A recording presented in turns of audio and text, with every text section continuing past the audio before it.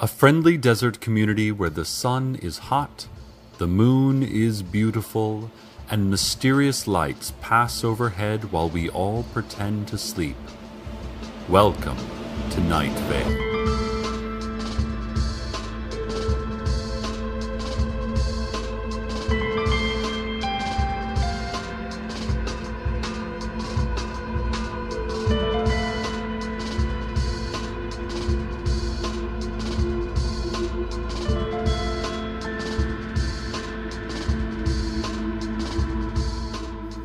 Hello, listeners.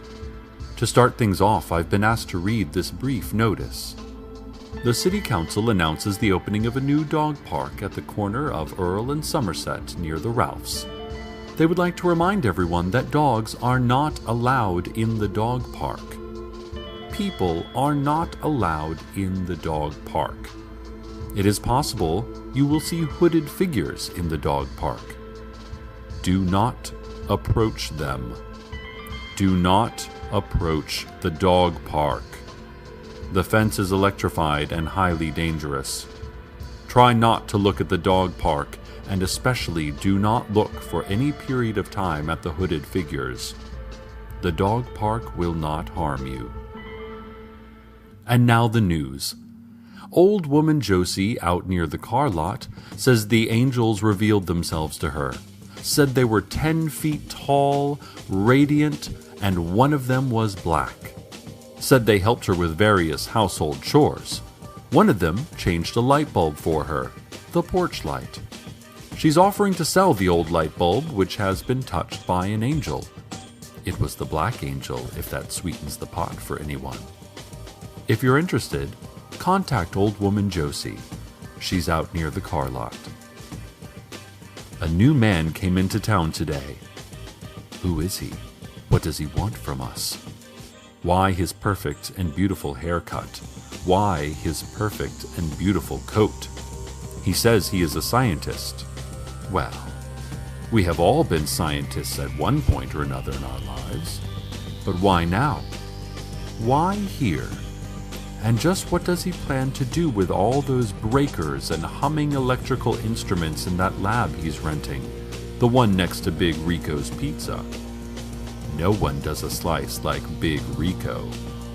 No one. Just a reminder to all the parents out there. Let's talk about safety when taking your children out to play in the scrublands and the sand wastes. You need to give them plenty of water. Make sure there's a shade tree in the area, and keep an eye on the helicopter colors. Are the unmarked helicopters circling the area black? Probably world government. Not a good area for play that day. Are they blue? That's the sheriff's secret police. They'll keep a good eye on your kids and hardly ever take one. Are they painted with complex murals depicting birds of prey diving? No one knows what those helicopters are or what they want. Do not play in the area. Return to your home and lock the doors until a sheriff's secret policeman leaves a carnation on your porch to indicate that the danger has passed. Cover your ears to blot out the screams. Also, remember, Gatorade is basically soda, so give your kids plain old water and maybe some orange slices when they play.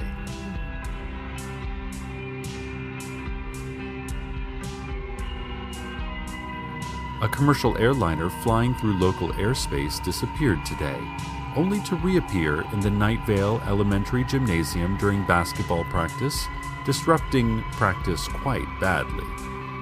The jet roared through the small gym for only a fraction of a second, and before it could strike any players or structure, it vanished again. This time, apparently, for good.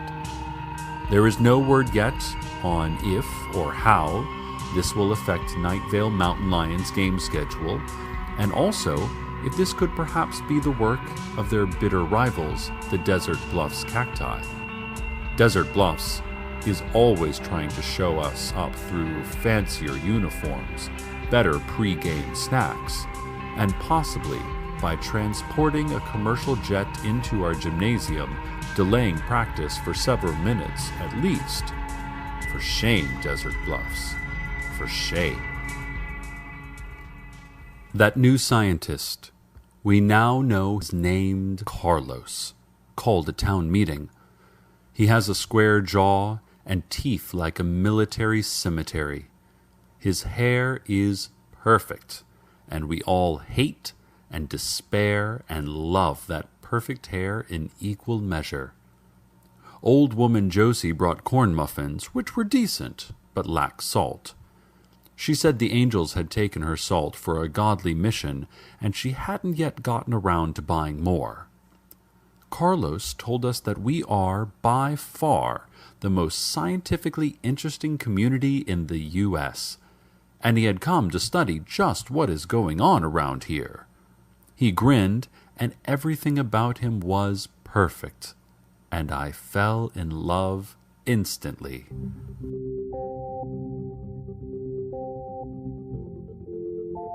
Government agents from a vague yet menacing agency were in the back, watching. I fear for Carlos. I fear for Night Vale. I fear for anyone caught between what they know and what they don't yet know that they don't know.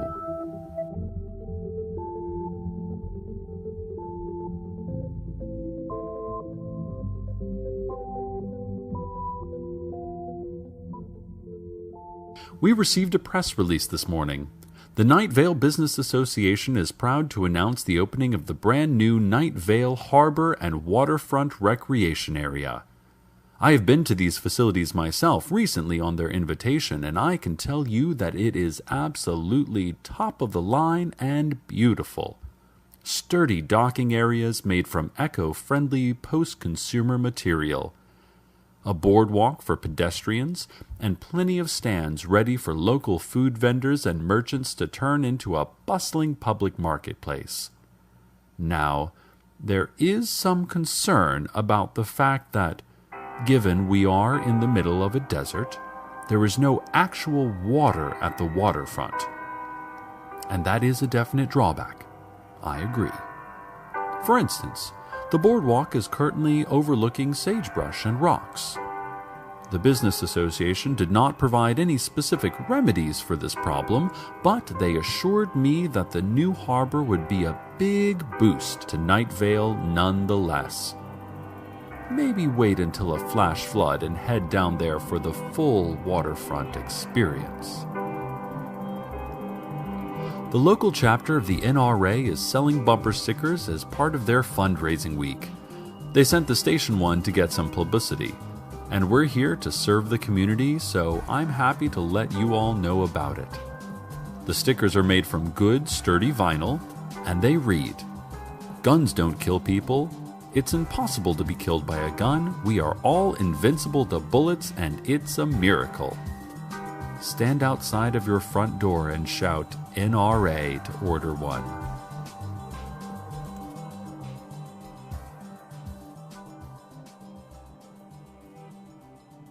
Carlos and his team of scientists warned that one of the houses in the new development of Desert Creek, out back of the elementary school, doesn't actually exist. "It seems like it exists," explained Carlos and his perfect hair, "like it's just right there when you look at it. And it's between two other identical houses, so it would make more sense for it to be there than not.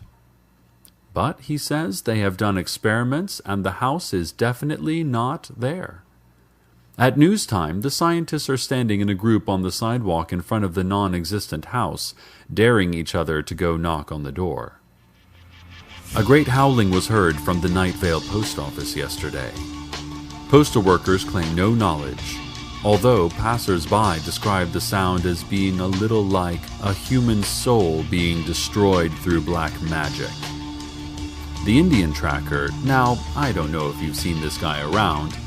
He's the one that appears to be of maybe Slavic origin, yet wears an Indian headdress out of some racist cartoon and claims to be able to read tracks on asphalt. He appeared on the scene and swore that he would discover the truth. No one responded because it's really hard to take him seriously in that headdress of his.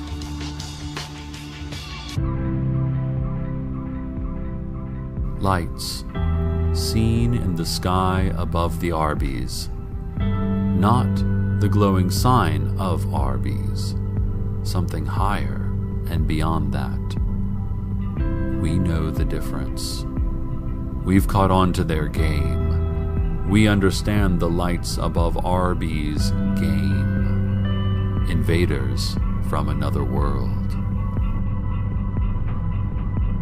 Ladies and gentlemen, the future is here, and it's about 100 feet above the Arby's.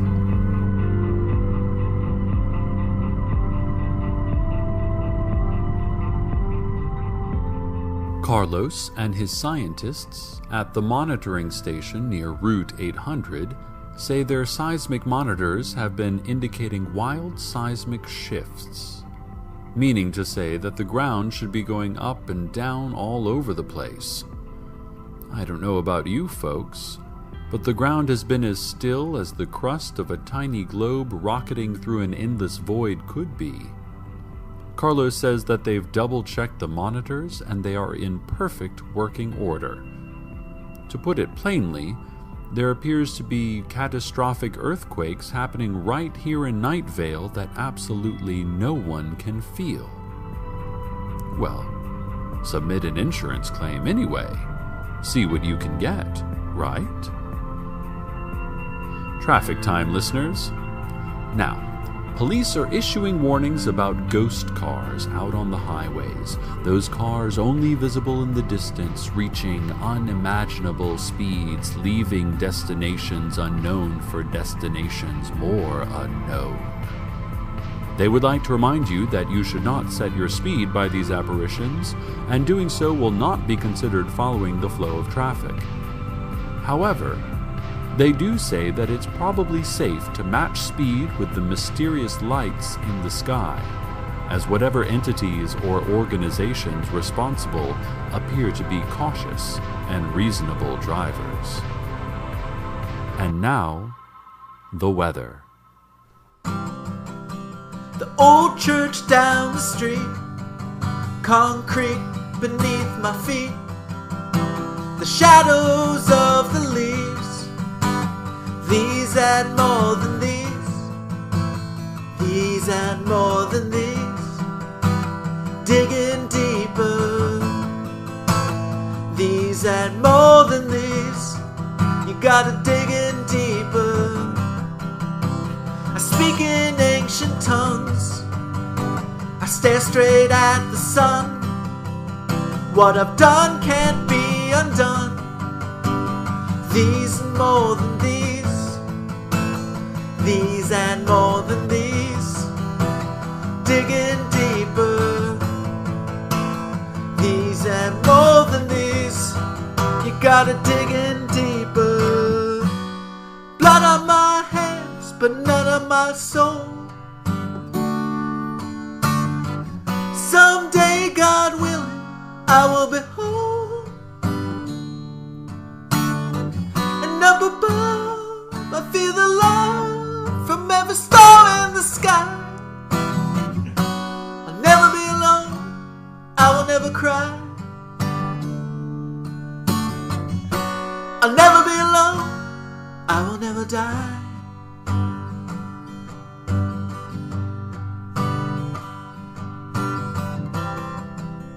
I hear them speaking still, my will is not my will. I wonder what is real, these and more than these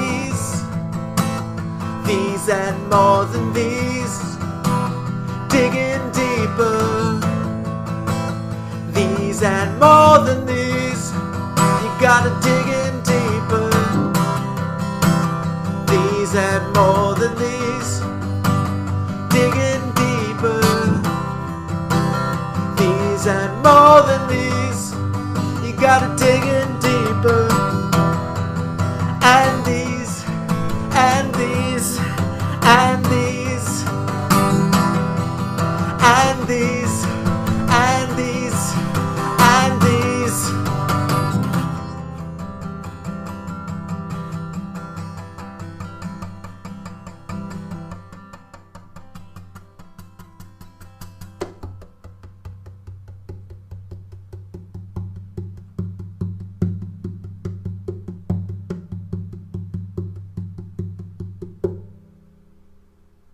Welcome back, listeners. The sun didn't set at the correct time today, Carlos and his team of scientists report. They are quite certain about it. They checked multiple clocks, and the sun definitely set 10 minutes later than it was supposed to. I asked them if they had any explanations, but they did not offer anything concrete. Mostly they sat in a circle around a desk clock, staring at it, murmuring and cooing. Still, we must be grateful to have the sun at all. It's easy to forget in this hot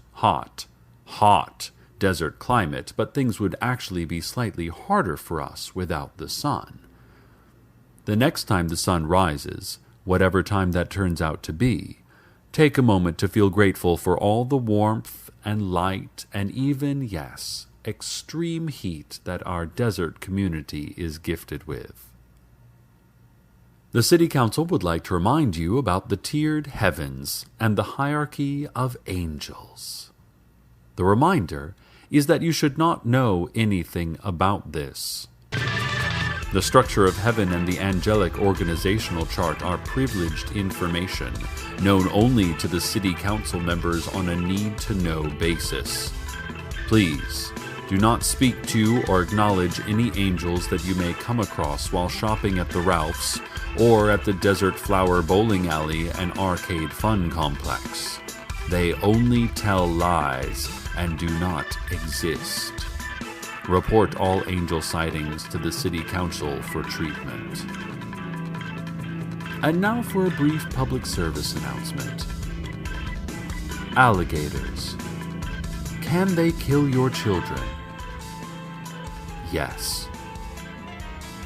Along those lines, to get personal for a moment, I think the best way to die would be swallowed by a giant snake. Going feet first and whole into a slimy maw would give your life perfect symmetry.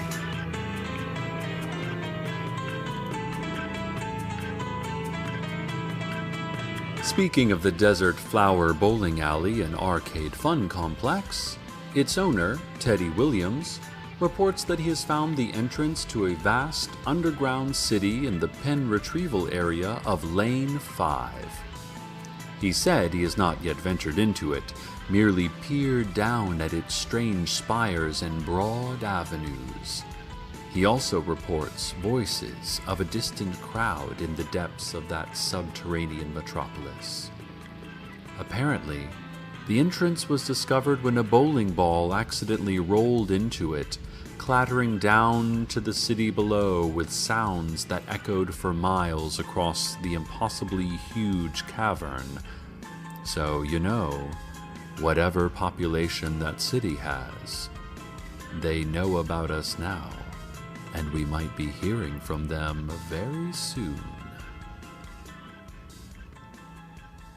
Carlos, perfect and beautiful, came into our studios during the break earlier, but declined to stay for an interview.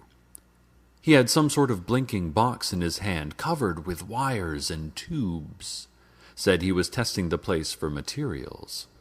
I don't know what materials he meant, but that box sure whistled and beeped a lot. When he put it close to the microphone, it sounded like a bunch of baby birds had just woken up. Really went crazy. Carlos looked nervous. I've never seen that kind of look on someone with that strong of a jaw. He left in a hurry. Told us to evacuate the building. But then, who would be here to talk sweetly to all of you out there? Settling in to be another clear night and pretty evening here in Night Vale. I hope all of you out there have someone to sleep through it with, or at least good memories of when you did. Good night, listeners. Good night.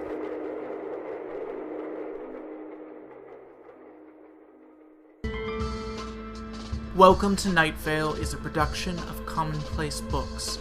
It is written by Joseph Fink and Jeffrey Craner, and produced by Joseph Fink. The voice of Night Vale is Cecil Baldwin. Original music by Disparition. All of it can be downloaded for free at disparition.info. This episode's weather was These and More Than These, also by Joseph. Check out commonplacebooks.com for more information on this show, as well as our books on the unused story ideas of H.P. Lovecraft and what it means to be a grown-up. Today's proverb, look to the north. Keep looking. There's nothing coming from the south.